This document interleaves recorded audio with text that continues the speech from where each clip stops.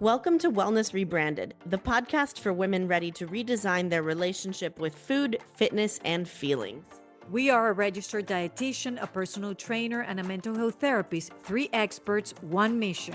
To help you break free from diet culture, hustle culture, and emotional burnout, let's redefine what wellness really means on your terms. I just want to feel good in my body this summer. How many times have you guys heard that from someone or thought it? All the time. All the time. And what does it mean to you? Like, Actually, and not only this summer, like always. yeah, I just want, yeah, true. But especially in summer, I think I hear it more.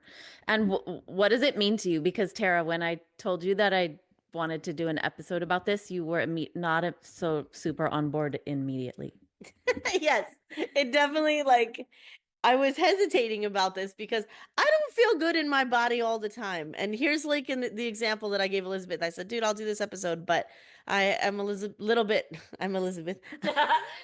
I'm a little bit hesitant because right now I'm dealing with a pinched nerve in my neck, which I've probably brought up before on the show. And one of the things they have me doing is like make sure your head is always level and not tipped up. Like I tend to just have like an upwards position with my head. You know, I'm on the shorter side, so I'm a lot of times I'm looking up at people, like that's just natural for me. And then being in this like chin tuck position, I've noticed that like my skin and fat under my chin, like that double chin area, is uncomfortable. Like I don't like it touching my chest. I don't like it, looking larger than it normally does because I'm usually all stretched out, right? So I'm like deep in my feelings about this too. Like, yeah, I keep thinking if I just lost like 15 or 20 pounds, like that thing would probably go away and it wouldn't be a problem anymore.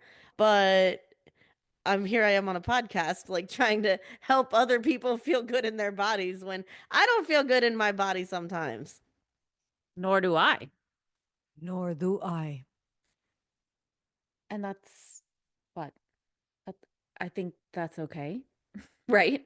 Yeah, And that is okay. I have so many feelings about this topic, and I wanted to do the episode so we could reframe what it means to feel good in your body.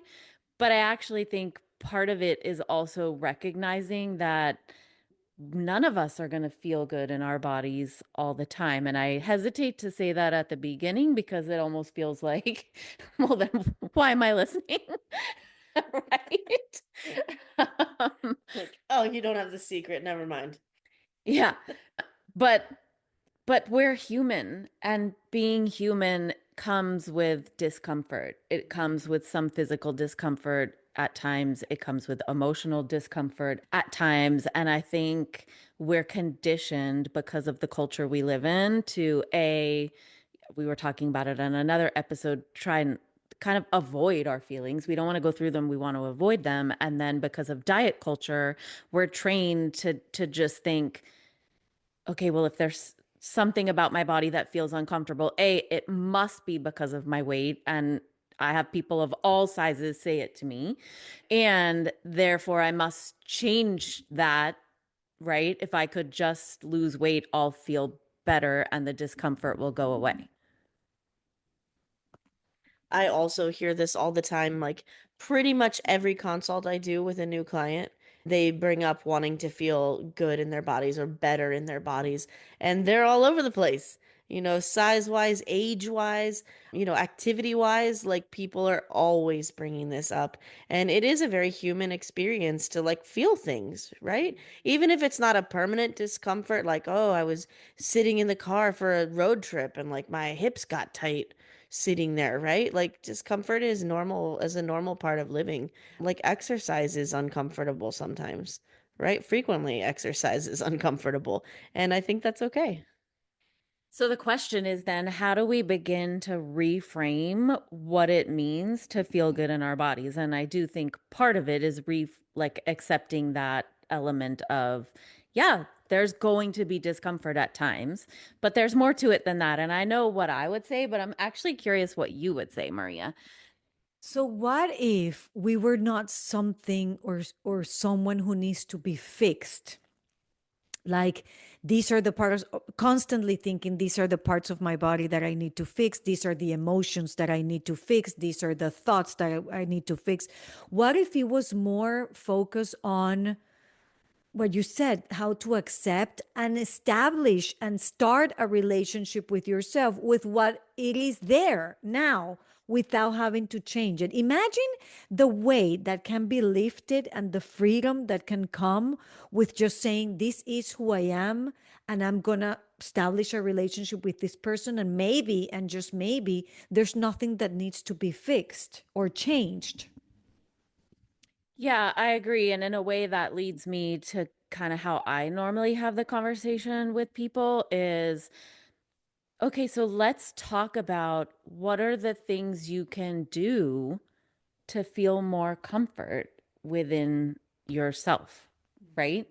And I know for me, I feel better when I'm eating a certain way. I feel better when I move and I'm active. And you've heard me say it all the time. It's part of the reason why I am so active is like that helps me feel good in my Mhm. body. And it doesn't matter so much what it looks like. It's like that's a thing that I do that helps me feel better. Mhm. And there's something you said before. What is this belief that we always have to feel good with our bodies or with our emotions? Like, that's, it doesn't have to be that way. But also think of all the things that we've been hearing since growing up about how could this person feel good in their bodies? Look, see how they look. Or how can they feel about themselves if they, feel angry many times or feel anger many times? Like, there's also a condition there, where we've been conditioned to believe that there's a specific way your body has to look like for you to feel good in it. And that specific way is very limited, right? Is so limited that it doesn't apply to many, many women out there. It's almost like, not almost, it's an unrealistic specific way that your body needs to look like for you to be okay going out and showing it and enjoying it and living your life without paying attention of how your body looks like. How dare you? Who gave you that freedom with that body? It's almost like other women, we get like, how can you walk around on that bikini looking like that? Like, who gave you permission for that? Think about it. It's like we grow up thinking you need permission to like your body, and to like your body has to look a specific way. What the hell is that? Yeah, the only way you get permission is if it matches a certain thing, but it's also this conversation around, but I want to feel good in my body. I mean, ever or this summer, like how often is that really code for I need to lose weight in order to feel good in this body? So I have so many thoughts on this as someone in a larger body who wears bikinis in the summertime and rocks them, might I add. People often tell me like, "Oh, I just don't have your confidence." Or like, "Oh, you're wearing a bikini?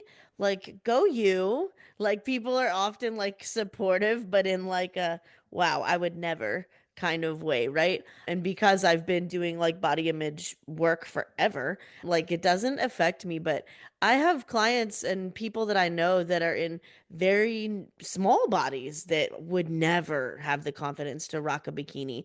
So it's not even like it is like a grass is greener on the other side situation, like no matter what side you're on, because I find that there are very few people that are actually like, yeah, I'm gonna wear this bikini and rock this bikini, and I'm gonna feel confident in my body this summer, and I'm gonna act like I'm confident in my body this summer. Like that's few and far between.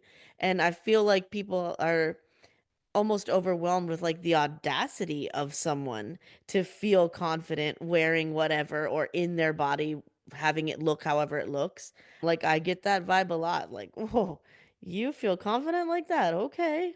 Like good for you, I guess. Like that's kind of like an attitude that I see frequently. Yeah, and I think it's like that's probably a reflection of a person who can't it isn't imagining how they feel comfortable in their own body, Yeah. right? It's like that mirror that Maureen was talking about in our episode Yes. about the relationship with alcohol. So I'm curious what you guys how you approach this, each of you, from your different perspectives. Because I know how, I mean, I just shared how the ways that the three ways that I approach it are: one, coming at it through the lens of we're going to feel discomfort. That's just part of being human, and learning how to accept that, and that will show up differently for each of us. The second one is I focus, I try to help people focus attention on, well, but what are the things you can do that make you feel as best as you can in your body, right? What do you need? Do you need rest? Do you need movement? Do you need nourishment? Do you need to talk to yourself more kindly? What are the things you can do? And then it also is, the third one for me is about my looking at my values and how those show up, and how those influence how I'm showing up. But I'm curious, from each of your perspectives, like, how would you coach someone through that feeling or that experience? So for me, and we've talked about this in other episodes, I've been really intentional about practicing compassion to myself. I've caught my inner voice talking in a way that I don't want to allow it anymore. And it's those comments when I see myself in the mirror, or when I look at a body part and I'm so tempted to go say, think so in a way that I'm really now paying attention to that, and looking to change it with evidence. Yeah, these are the legs that have walked me these many miles. This is my belly that carried 3 pregnancies. This is, all that stuff, and giving that compassion to my body and say, I have a healthy body that looks away because I've gone through life, I mean, ups and downs, and this is me, and start really seeing it and say, fuck what everybody else thinks. I mean, here I am at the beach having an amazing time with my kids who are also healthy. We have a good family relationship. I'm enjoying the sun, the waves. Like, why am I gonna tint this moment with my thoughts? So I think about that. And then the other thing, I am determined to break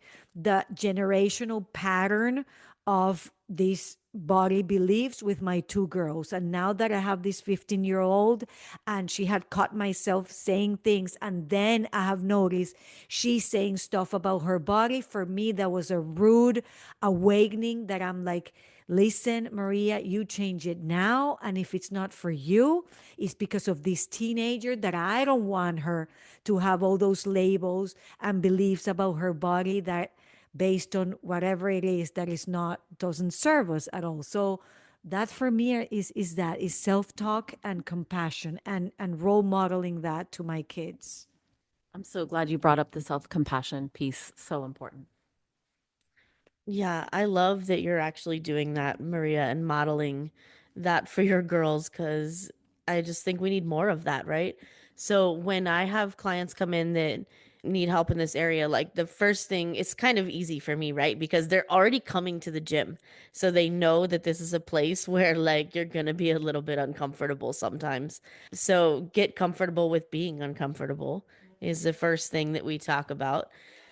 And then actually doing the movement, like there's certain kinds of exercise that make people feel more empowered, right? Strength training is one of them that I obviously, if you've listened to the show ever, you know that that's like my thing, right? Strength training helps you feel confident and badass. Like you can't have a good lift and then have a bad day. It just isn't possible. But like for some people, like it's a cardio. Doing a really good spin class might get those endorphins flowing for them, or spending time in nature might get the endorphins flowing for them. So finding what is going to help them embrace that inner confidence is really important. And that's like a fun and easy part of my job. So what about for yourself, since this is something that you're kind of actively wrestling with right now? Can you give us a little bit of window into how you're approaching it? Yeah, so it's it's a struggle. It's a struggle for sure. So one thing that I do that I just kind of think helps the world is I try to actively call out the the judgment that I see in others. A really good example of this is literally yesterday. I was coaching a group of women at the gym. Most of them are in their like 70s and 80s. And there was a college age girl right behind us wearing very short shorts that happened to be white. And she was just doing her own workout, minding her own business. And they were like, Tara, look at those shorts. You can see everything. There's nothing left to the imagination. And I was just kind of like, yeah, dude, like, why are you worried about what she's wearing? Worry about your own leg extensions. Worry about the squats that you're supposed to be doing right now. And they all kind of looked at me like, what? Like, you're not going to join in and go, like, yeah, I can't believe she's wearing that to the gym. Like, I don't know what they wanted from me there, but I guarantee you it wasn't, hey, focus on your own workout. If you are burning, like, you're not burning enough that you can criticize other people, let's make it a little bit harder, you know? You know what's something that we do as human beings, and I get it, our brains does it for survival, whatever that is we have such an easy, it's so easy for us to focus on the bad. What is it around me that I don't like, or that is not going well, or that I can criticize? Pause for a minute and going back to the body, because in that example it could be like she's wearing white shorts that we can see almost everything. Look at her exercising and having a great time with herself and her body, and here we are exercising too. Good for her that she found out that exercising is healthy for you at such a young age. Whatever, so many ways to see the exact same situation, right? But also when it comes to your body, this same body that I have that is going to wear the bathing suit this summer has the butt with the cellulite, but has really cool arms. I love my arms. This same body with the, the pouch, the pooch. How is it? My teenager calls it my pooch. So this same body with my pooch also has like really nice legs and really nice feet that I want to sell on OnlyFans or whatever. Like I shameless blog. So teaser. So I mean, again, but let's just focus on the cellulite. Why? There's all situations have, it's not either one extreme or the other, or it's 0% or 100%. So choose to focus also and be able to practice, start seeing the good things about your body that are plenty and that can rock in that bikini during the summer. Does that make sense? Like, because we love to to stay also in the, or focus on what's not going well, and we've said it here before. Go both ways. It's a good practice to also bring a new perspective to how you see yourself and your body. I should have had a pen because there were so many things that I was thinking, so many thoughts were coming up as you were talking that I wanted to circle back to, and half of them flew out of my mind as I got absorbed in Accepted, offer compassion. Your brain has brain farts, but most of the time you're a very smart woman. Those ideas are going to come back, Elizabeth. You see how you practice self-love? That's exactly the point. It's going to come back, sweetheart. You're very smart and capable. Thank you for that little pep talk. Yeah, I guess, well, I so wish I could remember because it was good what I wanted to say. It's called aging. Thanks. Yes, I am getting old. And that's okay. We can see it in the discomfort of knowing that we're aging. That is Yes. okay. And we can choose to look at that as a positive because the alternative is I could not be aging.